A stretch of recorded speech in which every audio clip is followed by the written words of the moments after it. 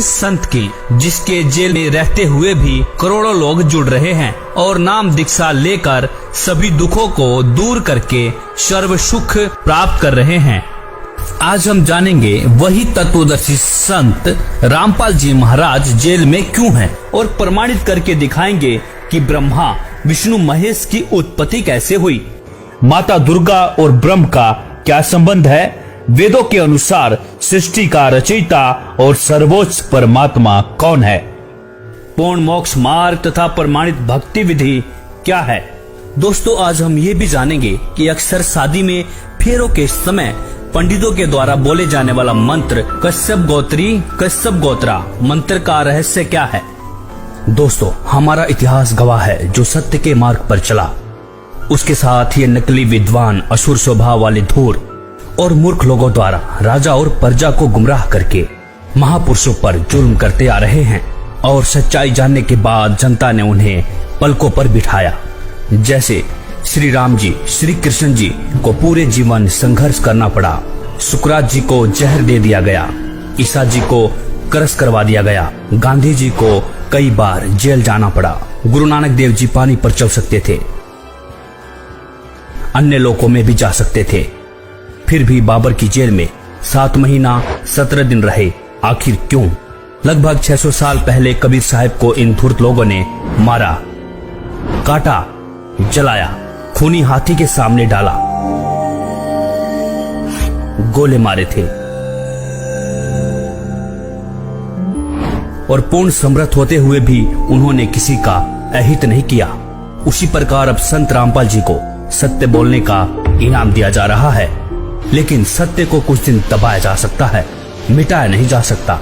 और वो समय अब आने दो जब जनता जवाब मांगेगी कि हमारे धर्म ग्रंथों में लिखा क्या है और हमें इन नकली विद्वानों ने अब तक बताया क्या है। तब छिपने को जगह भी नहीं मिलेगी। और रही बात संत रामपाल जी की जेल की, तो जिसकी बात की उसकी इसीलिए सी बात, जिसके पास ताकत होती है सरकार उसने करती है, क्यों यहाँ पर कहे कि हम क्या करेंगे, भाई ये करना चाहिए वो करना चाहिए, बस कहे करके दिखाए।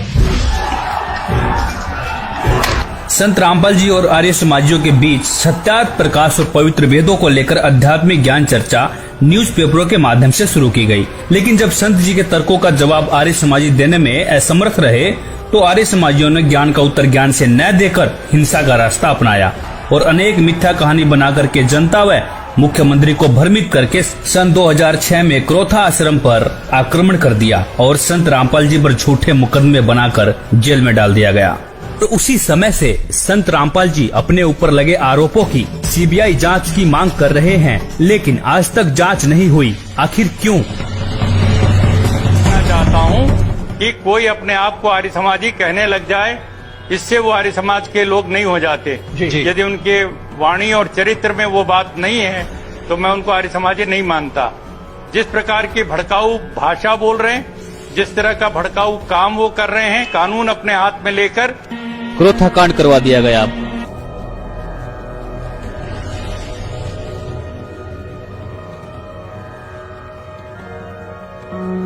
बरवाला कांड करवा दिया गया। फिर संत रामपाल जी 2008 में बाहर आए, प्रचार प्रसार शुरू किया, बहुत तेजी से श्रद्धालु जुड़ने लगे। संत जी का बढ़ता बोलबाला देखकर फिर से संत रामपाल जी को सन 2014 में षड्यंत्र के तहत जमानत कैंसिल करवा के जेल में डाल दिया गया। तो संत रामपाल जी ने इन नकली विद्वानों के झूठ तथा पाखंड को उजागर करके सभी धर्म ग्रंथों के गूढ़ रहस्यों की सच्चाई दिखाने के कारण ही आज जेल में है। इसी संदर्भ में कबीर साहब जी ने भी कहा था, 5000 और 500 जब कलयुग बीत जाए, महापुरुष फरमान तब जग तारन को आए, जो मम संत सत उपदेश दृढ़ावे, वाके संग सभी राड बढ़ावे, या सब संत महंतन की करनी, धर्मदास में तो से वर्णी। अर्थात जो मेरा संदेश वाहक संत होगा उसके साथ संत महंत ईर्षा, झगड़ा और विरोध करेंगे, यह भी उस पूर्ण संत की मुख्य पहचान होगी। संत रामपाल जी ने अपने करोड़ों शिष्यों के अंधविश्वास, पाखंडवाद, रीति रिवाज, दहेज प्रथा,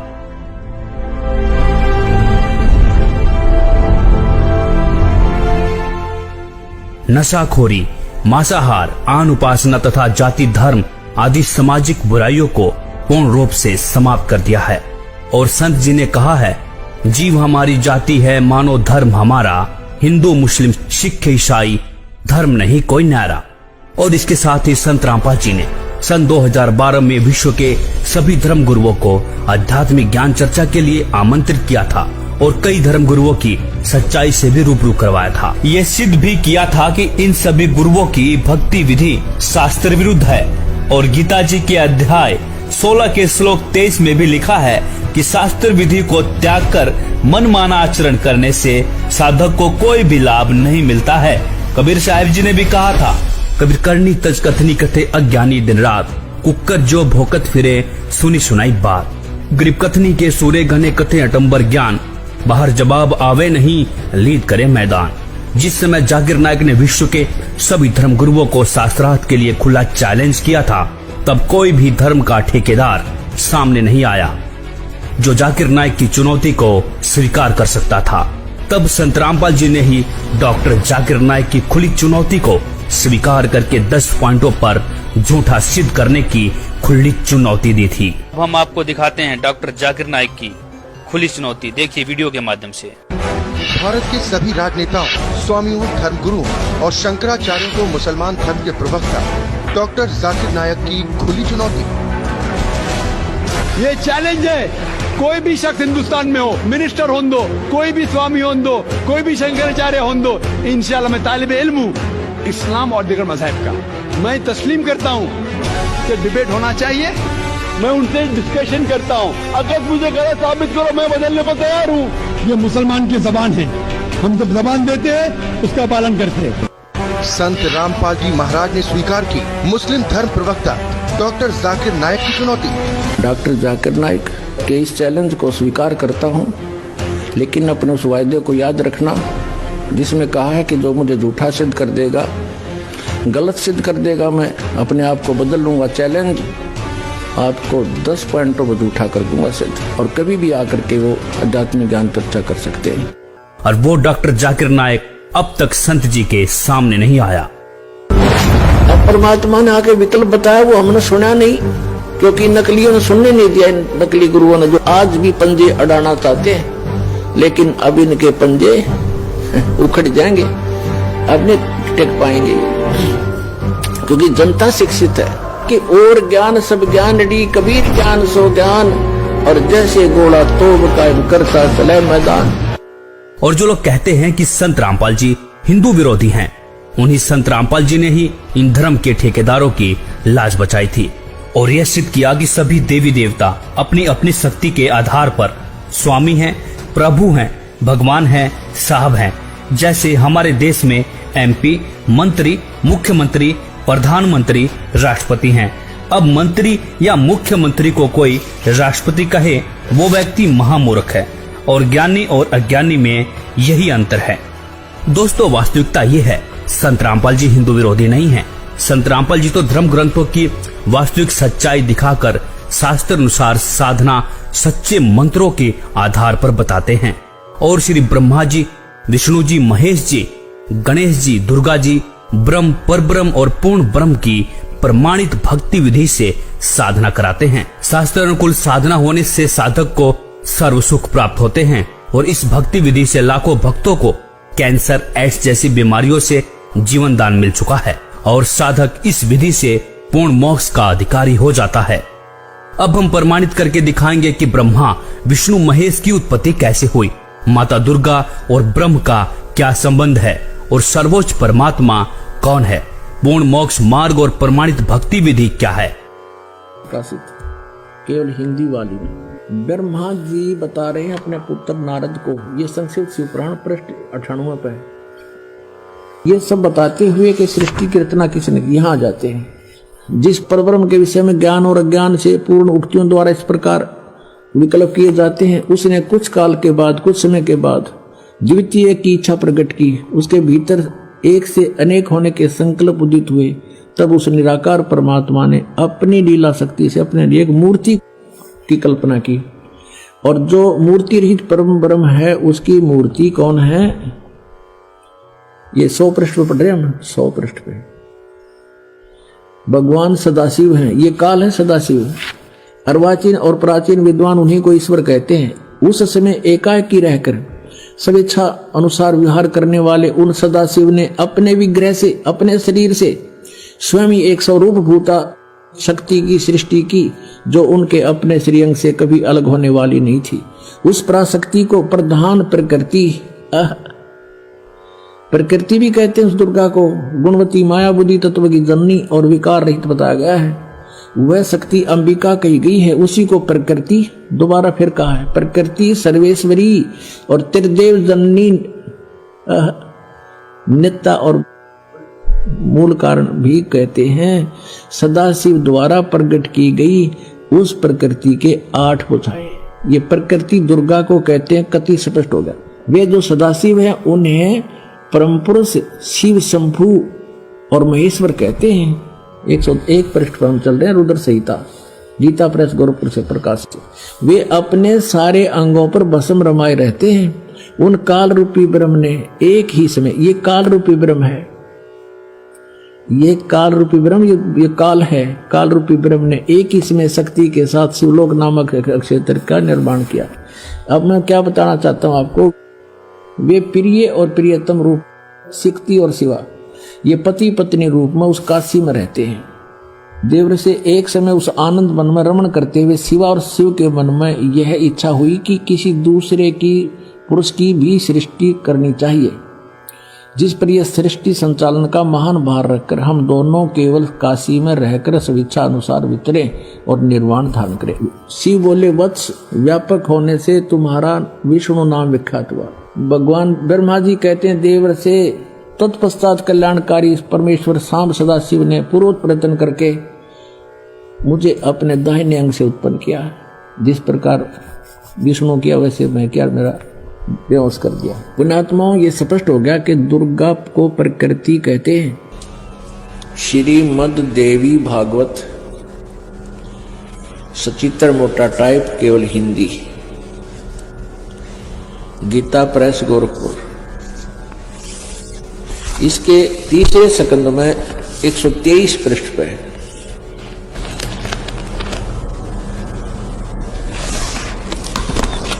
ये है संक्षिप्त देवी भागवत तीसरा स्कंद, पृष्ठ 123 पृष्ठ। यहां से शुरू करते हैं। भगवान विष्णु जी अपनी माता दुर्गा की महिमा करता है और कहता, तुम शुद्ध स्वरूपा हो, यह सारा संसार तुम्हीं से उद्भासित हो रहा है। मैं ब्रह्मा और शंकर हम सभी तुम्हारी कृपा से विद्यमान हैं।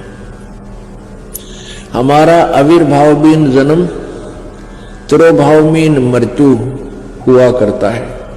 हमारा तो जन्म और मृत्यु, आविर्भाव और तिरोभाव होता है, अर्थात हम अविनाशी नहीं हैं। केवल तुम ही नित्य हो, तुम ही अविनाशी हो, जगत जननी हो, प्रकृति और सनातनी देवी हो। ये प्रकृति भी दुर्गा को ही कहते हैं। अब यहां देखिएगा, भगवान शंकर बोले, देवी यदि महाभाग विष्णु तुम्हीं से उत्पन्न हुए हैं, प्रकट हुए हैं, तो उनके बाद उत्पन्न होने वाले ब्रह्मा भी तुम्हारे ही बालक हुए। फिर मैं तमोगुनी लीला करने वाला शंकर क्या तुम्हारी संतान नहीं हुआ? अर्थात मुझे भी उत्पन्न करने वाली तुम ही हो। शिवे, संपूर्ण संसार की सृष्टि करने में तुम बड़ी चतुर हो। इस संसार की सृष्टि, स्थिति और संहार में तुम्हारे गुण सदा समर्थ हैं। उन्हीं तीनों गुणों से उत्पन्न हम ब्रह्मा, विष्णु एवं शंकर, यानी रजगुण ब्रह्मा, सतगुण विष्णु, तमगुण शिव जी शंकर नियम अनुसार कार्य में तत्पर रहते हैं। देखिएगा, अब इसके हम फिर आते हैं 7वें स्कंद में, और इसमें स्पष्ट लिखा है, गीता जी अध्याय नंबर 7 के श्लोक नंबर 4-5 में इकट्ठा किया है कि मेरी 2 प्रकार की प्रकृति है। एक तो जड़ प्रकृति, ये जड़ प्रकृति, और इससे दूसरी है वो जीव रूपा, यानी यह प्रकृति दुर्गा है मेरी। और 14वें अध्याय के अपने आत्मा में थोड़ा कंसेप्ट क्लियर हो जाए, क्योंकि बार बार नहीं मिलता ये समय जो आज रजा बख्शी भगवान ने। 3, 4, 5 में ही देखिएगा। अध्याय नंबर 14 श्रीमद् भगवत गीता, और यहां देखिएगा 3रा श्लोक। हे अर्जुन, मेरी महत ब्रह्म रूप मूल प्रकृति संपूर्ण भूतों की यानी प्राणियों की योनि है, अर्थात गर्भाधान स्थान है, और मैं सबका पिता हूं। मैं उस योनि में गर्भ को स्थापन करता हूं, गर्भम दधामी। उसके संयोग से इन्होंने कुछ अपना बना रखा, सब भूतों की उत्पत्ति यानी प्राणियों की उत्पत्ति होती है। 4 में क्या कहा है? हे अर्जुन, नाना प्रकार की शरीरों में योनियों में जितने भी मूर्तियां अर्थात शरीरधारी प्राणी उत्पन्न होते हैं, प्रकृति तो उन सब की माता है, गर्भ धारण करने वाली माता, और मैं बीज स्थापन करने वाला पिता हूं। 5 में क्या कहा है? हे अर्जुन, सतगुण रजगुण और तमगुण ये प्रकृति से उत्पन्न, दुर्गा से उत्पन्न, प्रकृति संभवा, रजगुण ब्रह्मा, सतगुण विष्णु, तमगुण शिव जी, दुर्गा से उत्पन्न तीनों गुण अविनाशी जीव आत्मा को शरीर में बांधते हैं। ये कहेंगे तो ये रोक रहे हैं तीनों, ब्रह्मा विष्णु महेश कर्मानुसार, और परमात्मा कहते नहीं, ये 5 मिलकर प्रपंच बना रखा है, हमारी बात को समझ लेना, इनकी बातों में मत आना। अब परमात्मा कहते हैं कि इन 5 ने मिलकर ब्रह्मा विष्णु महेश माया दुर्गा और ये काल कहिए, इन 5 ने मिलकर ये प्रपंच बना रखा है। वाणी हमारी लइए, हमारे ज्ञान को गहराई से समझना। अब देखते हैं वेदों के अनुसार सृष्टि की रचना और माता दुर्गा अष्टंगी व ज्योति निरंजन ब्रह्म की उत्पत्ति किसने की? अथर्ववेद भाषा भाष्य, भाष्यकार है 3 ने, ये जब प्रदजे विद्वानस्य बंधु विश्वा देवानाम जनीमा विभक्ति ब्रह्मे ब्रह्मणे उद्भारे मध्यात नीचे ऊंचे सवधा अभी प्रतस्थो। सर्वप्रथम देवताओं व ब्रह्मांडों की उत्पत्ति के ज्ञान को जिज्ञासु भगत का, विद्वानस्य जो बंधु यानी वास्तविक साथी अर्थात पूर्ण परमात्मा है, अपने निज सेवक को, अपने जनीमा अपने द्वारा सर्जन किए हुए को विभक्ति स्वयं ही ठीक ठीक विस्तार पूर्वक बताता है। अपने द्वारा रची सृष्टि को वो स्वयं ही बताता है कि ब्रह्म ने यानी पूर्ण परमात्मा ने मध्यात अपने मध्य से अर्थात सबद शक्ति से ब्रह्म है माने ब्रह्म क्षर पुरुष अर्थात काल को उद्भार माने उत्पन्न करके विश्व सारे संसार को अर्थात सब लोगों को ऊंचे ऊपर सतलोक आदि और नीचे परब्रह्म व ब्रह्म के सर्व ब्रह्मांड सबधा अपनी धारण करने वाली अभी आकर्षण शक्ति से प्रतस्थ दोनों को अच्छी प्रकार स्थापित किया। कति कंसेप्ट क्लियर।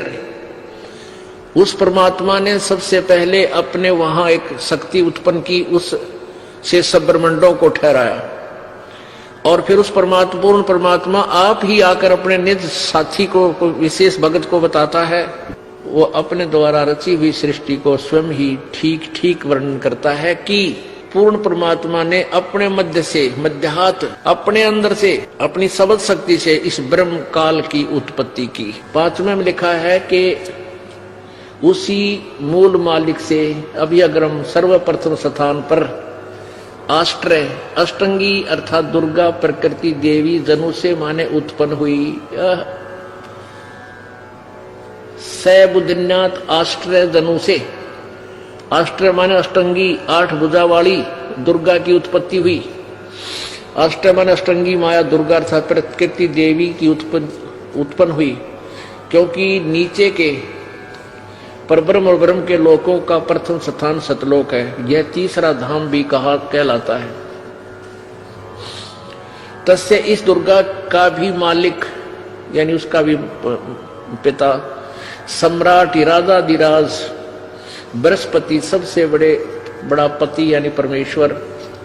वह जगत गुरु देवता परमेश्वर है। इसका भी पिता यानी मालिक, इस दुर्गा का भी मालिक वो परमात्मा ही है, जिससे सबका वियोग हुआ है। जो सबसे विमुख होकर आए हैं, वहां से बिछड़े हैं। अतः इसके बाद ज्योतिष माने ज्योत निरंजन अर्थात काल के, शुक्र माने बीज शक्ति से, जनिष्ठ दुर्गा के उदर से उत्पन्न होकर विप्रा भक्त आत्माएं, अलग से धूमंतु, धूमंत माने मनुष्य लोक और स्वर्ग लोक में ज्योति निरंजन के आदेश से दुर्गा ने कहा वसंतु, यानी स्वर्गलोक और पृथ्वी लोक पर निवास करो, निवास करने लगी। कति स्पष्ट कर रखा है। अब सातवें में कमाल किया कि वो कौन है, वो परमात्मा जो देव बंधु है, सबका साथी है, जिसने उस ऊपर के लोक रचे, नीचे के लोक रचे, दुर्गा की उत्पत्ति की, काल ज्योति निरंजन की उत्पत्ति की। वो है कौन? इस सातवें मंत्र में स्पष्ट कर दिया। वो कबीर देव है। अथर्वाणम पित्रम यानी जगत, अथर्वाणम माने निश्चल, अचल, अविनाशी है जो। पित्रम माने सबका पिता, देव बंधु, सभी पुण्यात्माओं का साथी। बृहस्पतिम जो सबसे बड़ा भगवान। नमसा यानी जो विधिवत साधना करने वाले को सुरक्षा के साथ। गच्छात माने वहां जो चले गए सतलोक में उनको ले जाने वाला। तो माने विश्वेशाम जनिता, यथा से कबीर देव न दभायत सवधावान। ये कबीर देव, ये कबीर देव, वो कबीर देव है, वो कबीर प्रभु है जो अथर्वाण माने अचल अविनाशी, पितरम माने जगत पिता, देव बंधु भक्तों का वास्तविक साथी अर्थात आत्मा का आधार। बृहस्पतिम जगत गुरु, बृहस्पति माने सबसे बड़ा ज्ञानदाता परमात्मा। चै तथा नमसा विनम्र पुजारी अर्थात विधिवत साधक को सुरक्षा के साथ गच्छात, सतलोक गए हुओं को सतलोक ले जाने वाला। विश्वेशाम यानी सर्व ब्रह्मांडों का की जनिता, रचना करने वाला अर्थात जगदम्बा अर्थात माता के गुणों से युक्त भी युक्त। न दभायत काल की तरह धोखा न देने वाले। स्वाधावान मन स्वभाव अर्थात गुणों वाला। यथा ज्यों का त्यों अर्थात वैसा ही वह, स माने वह, तो माने आप। कबीर देव है, कबीर देव, कबीर देव भाषा बिन होने से इसे हम कबीर साहब कहते हैं। वो कबीर साहब है। और ब्राह्मण जी ने सबसे पहले श्लोक ये बोला था कि काश्यप गोत्रा काश्यप गोत्री, बाण बाईताम स्वरूप बना दिए उसने। यो काश्यप गोत्रा और काश्यप गोत्री एक गोत्र के क्यों करो। इस तत्व ज्ञान से दास परिचित था, लेकिन उनको उस समय यह बताना उचित नहीं समझा, क्योंकि वो तो सारे फिर वो दूसरे ज्ञान से भरे हुए थे। तो मेरे वह बात समझ में आ गई रहे। सचमुच ये तो परमात्मा ने जो ज्ञान बताया उससे समझ में आती है।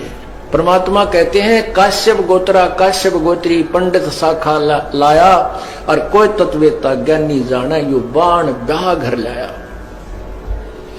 कोई तत्वदर्शी संत ही जानता है कि बाण को ब्याह के घर लाया था। और इस आप किसी भी फेरे हम देख लियो, सबसे पहले ये पंडित ने बोलेंगे काश्यप गोत्रा काश्यप गोत्री, फिर और उठ पटांग बिराना के बोला करें। तो पहला श्लोक है इनका। अब परमात्मा की ये आगे जो लाइन है, पंक्तियां हैं, अब समझ में आएंगे आपके। क्या बताते हैं? माँ अष्टंगी पिता निरंजन, ये जम दारुण वंशन अंजन। पहले कीन निरंजन राई, ही पीछे से माया उपजाई। पहले ज्योति निरंजन को अंडे से उत्पन्न किया और पीछे दुर्गा का शरीर बनाया परमात्मा ने अपनी शब्द शक्ति से। और फिर दुर्गा के रूप को देख करके, सुंदरता को देख कर ये काल उसके ऊपर वशीभूत हो गया। ये 3 पुत्र उत्पन्न किए। क्या कहते हैं?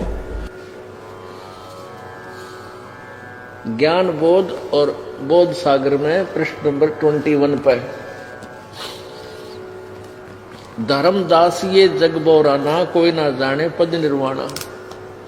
यही कारण मैं कथा पसारा, जग से कही एक राम नहीं आ रहा। ये राम है यहाँ पर।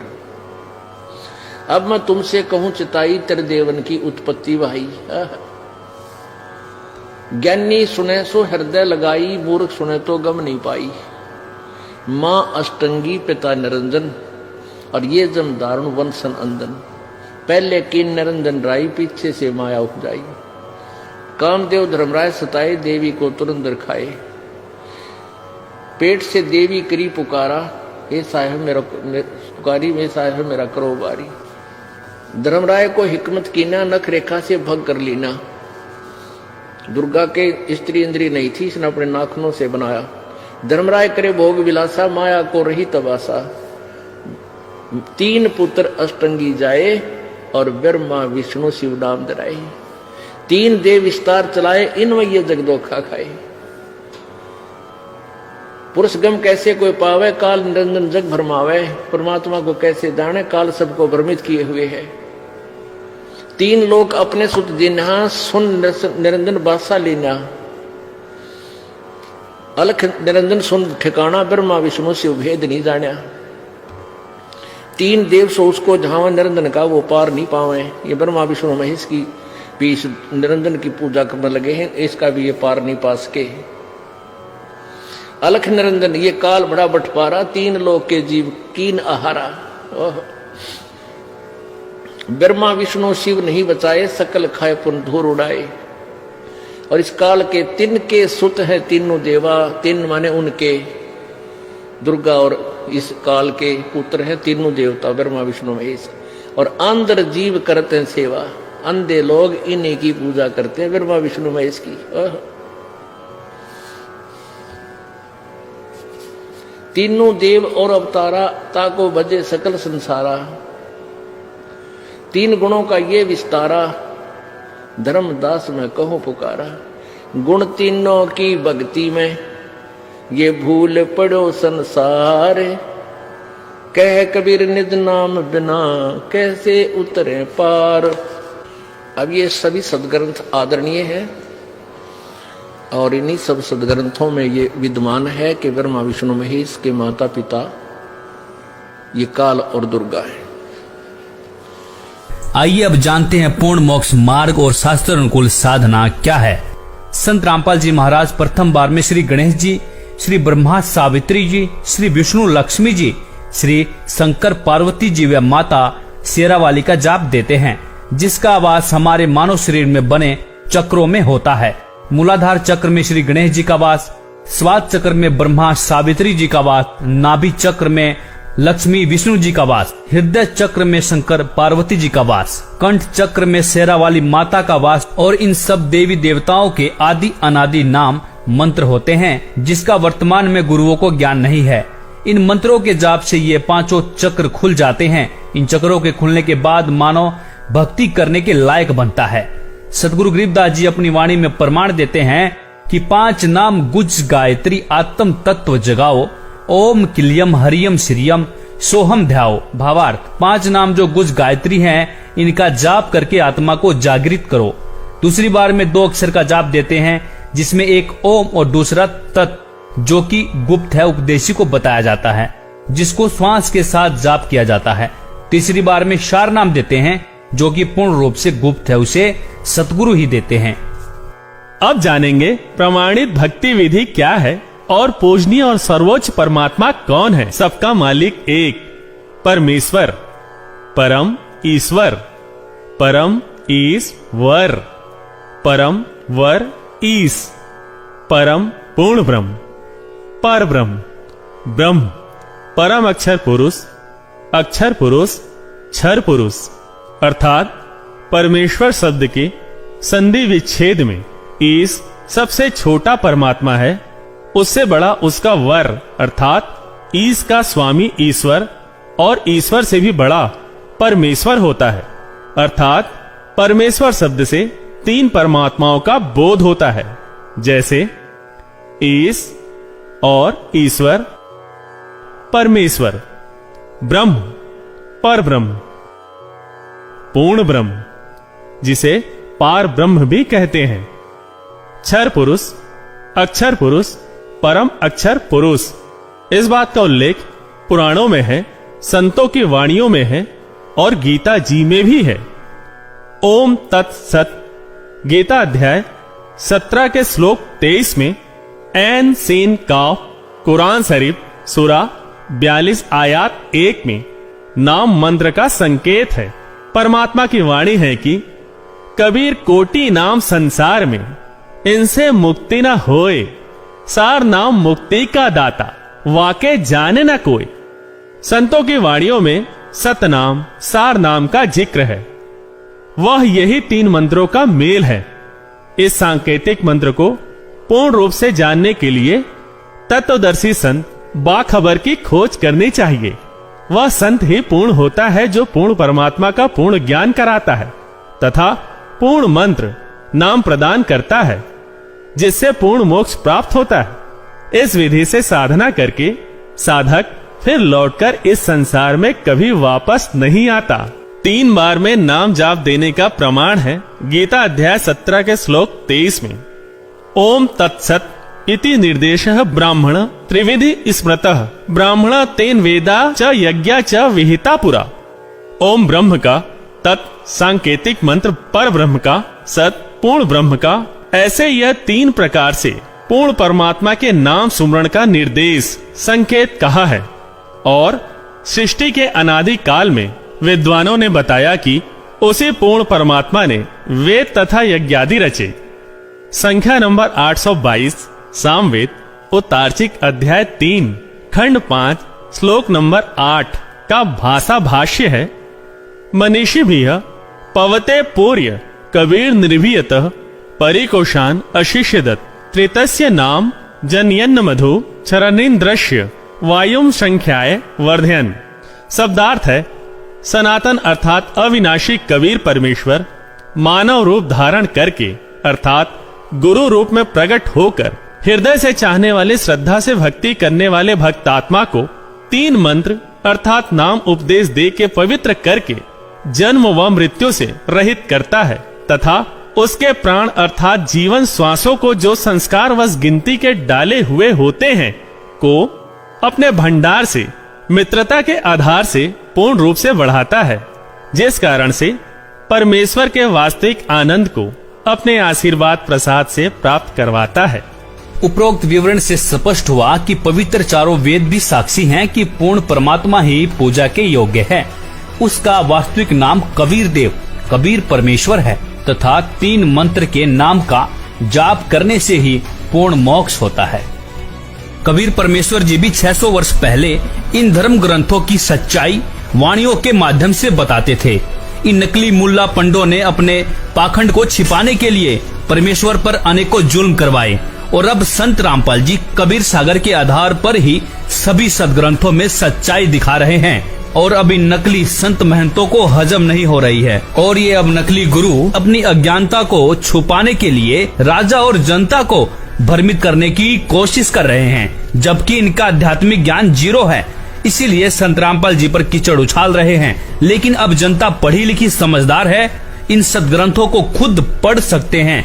और कबीर साहब जी कहते हैं कि जानबूझ साची तजे करे झूठ से ने, ताकि संगत हे प्रभु सौपन में भी ना दे। अर्थात सच्चाई जानकर भी झूठ को महत्व दे, ऐसे निकम्मे का संग सपने में भी न करें।